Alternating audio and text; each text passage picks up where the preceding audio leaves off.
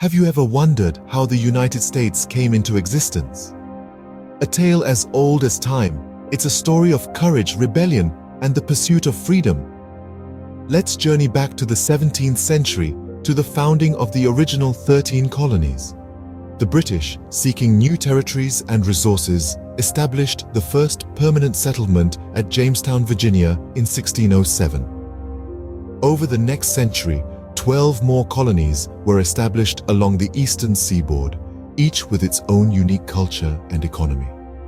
From the bustling ports of Massachusetts, vibrant with trade and commerce, to the sprawling plantations of Virginia and the Carolinas, powered by the labor of enslaved Africans, these colonies formed the bedrock of what would become the United States. Yet, beneath the surface, discontent was brewing.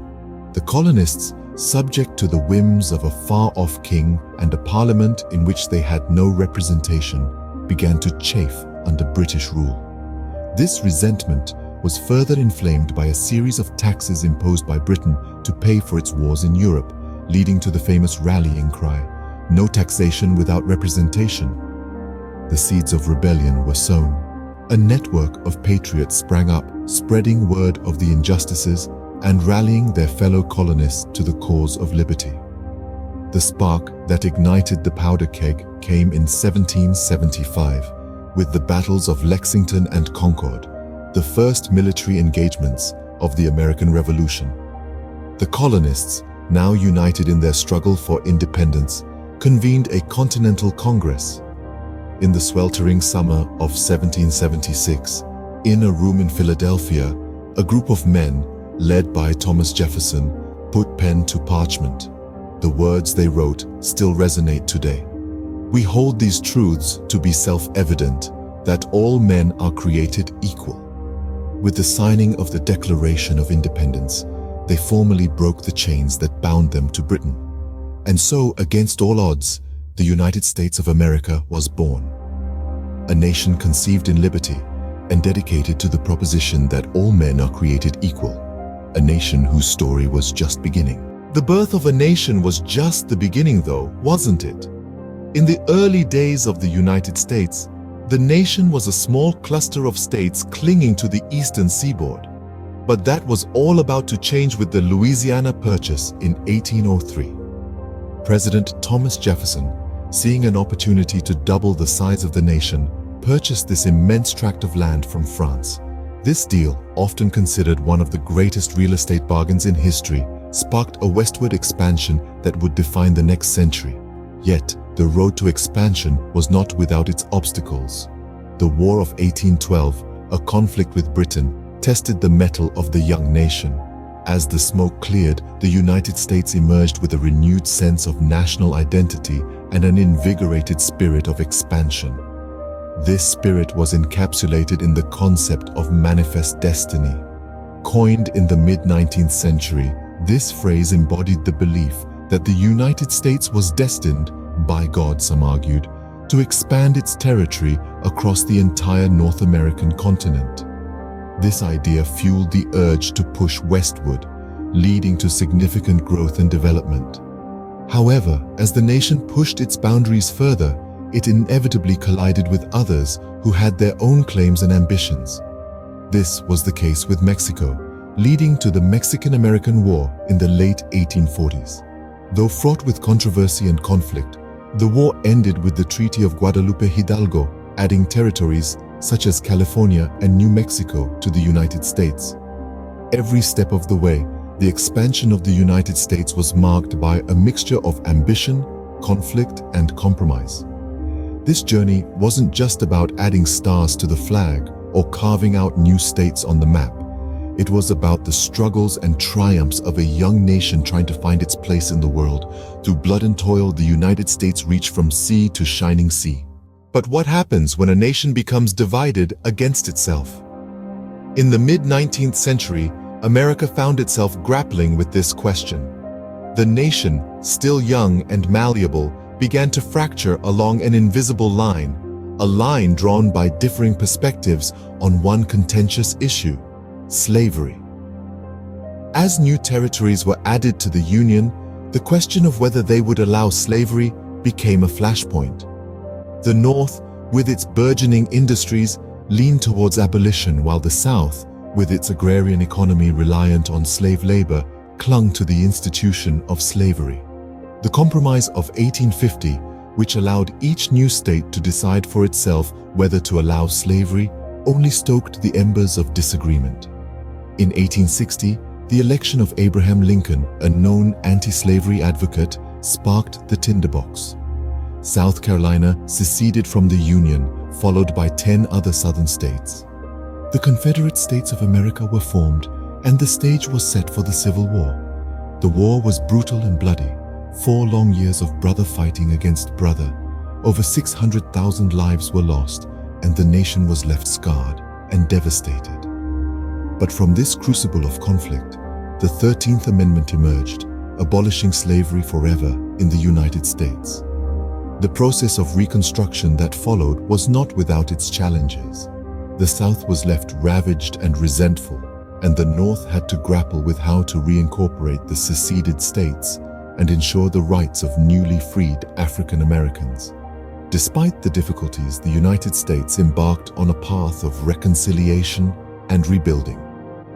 The 14th Amendment granted citizenship to all born or naturalized in the United States, including former slaves. The 15th Amendment guaranteed the right to vote, regardless of race or previous condition of servitude. A house divided against itself cannot stand, but the United States found a way to rebuild and move forward. This chapter of history serves as a testament to the resilience and unyielding spirit of a nation, determined to heal its divisions and uphold its ideals of liberty and justice for all. How did a young nation become a global powerhouse in less than a century? The secret lies in the potent blend of industrialization, economic wealth, and international conflicts.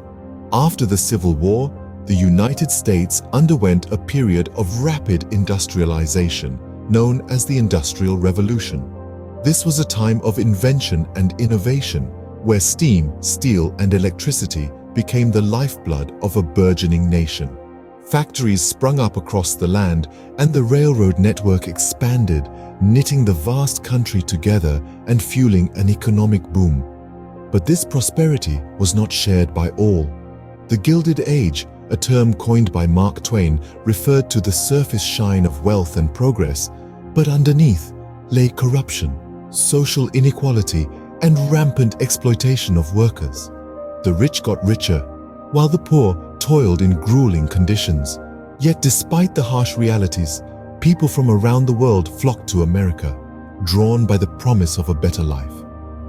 The period saw a significant influx of immigrants who added to the cultural melting pot and provided the labor force that powered the factories and built the cities. The United States, however, was not content with just economic growth. It began to flex its muscles on the international stage, notably during the Spanish-American War at the close of the 19th century. This brief conflict, sparked by the struggle for Cuban independence, resulted in a decisive American victory and marked the United States' emergence as a world power. The country gained control of several territories, including Puerto Rico, Guam, and the Philippines, expanding its influence far beyond its shores. So, how did a young nation become a global powerhouse in less than a century? By harnessing the power of industry, embracing the wealth of the Gilded Age, welcoming waves of immigrants, and seizing the opportunities presented by international conflicts. From a national to a global stage, the United States started to shape the world. When the world went to war, how did the United States respond? In the early 20th century, a conflict ignited in Europe that would soon engulf the entire world. This was the Great War, or as we know it today, World War I. The United States initially chose a stance of neutrality, but as the war escalated and the threat to global peace increased, the country was pulled into the fray in 1917. The United States' involvement tipped the scales in the Allies' favor, leading to an armistice in 1918. The interwar years were not ones of peace, however. The United States, along with the rest of the world, was plunged into the Great Depression, a period of severe economic downturn. It was a time of hardship, but the nation persevered and began to rebuild. Yet, as the 30s came to a close, another global conflict loomed on the horizon. World War II broke out in 1939. Once again, the United States initially remained neutral, but the attack on Pearl Harbor in 1941 marked the country's entry into the war. The United States played a crucial role in both the European and Pacific theaters, contributing significantly to the ultimate victory of the Allies in 1945. But the end of World War II did not mean the end of global conflict. Instead, it marked the beginning of a new kind of war, the Cold War. The United States and the Soviet Union, two superpowers with vastly different ideologies, engaged in a tense standoff that lasted for decades. While there was no direct military confrontation, the two nations competed in every other conceivable arena, from politics to technology to sports. In the face of global conflict, the United States emerged as one of the world's superpowers. The nation's responses to these global crises shaped not only its own history, but the course of global events, defining the United States as a key player on the world stage. So how did we get to where we are today? Well, let's rewind a bit to the mid-20th century. The civil rights movement was in full swing. People of all races, genders, and ages were fighting for equality, calling for an end to racial segregation and discrimination. It was a time of great unrest, but also a time of incredible progress. This era was marked by pivotal moments like Martin Luther King Jr.'s "I Have a Dream" speech and the passing of the Civil Rights Act. Meanwhile, halfway across the world, the Vietnam War was playing out. The conflict, which lasted for nearly 2 decades, was a major turning point in American history. It spurred a wave of anti-war protests and fundamentally changed the nation's views on military intervention. Then, as the 20th century drew to a close, the Cold War ended. The fall of the Berlin Wall in 1989 signaled the start of a new era. The United States and the Soviet Union began to thaw their icy relationship, marking the end of decades of geopolitical tension. Then came the dawn of the 21st century, and with it, one of the most tragic days in American history, September 11, 2001. This terrorist attack shook the nation to its core, forever changing its approach to national security and foreign policy. Fast forward to the present day, and we see a nation constantly adapting to new challenges and opportunities. From advancements in technology to changes in societal norms, the United States is a country in perpetual motion. The 21st century has brought with it a host of challenges: economic crises, political polarization, and the ongoing struggle for social justice, to name just a few. But it has also brought incredible progress in areas like technology, healthcare, and human rights. From its tumultuous beginnings to its current status as a global superpower, the history of the United States is a story of resilience, innovation, and constant evolution. It's a tale of a nation that continues to grow and change, always striving for a better tomorrow.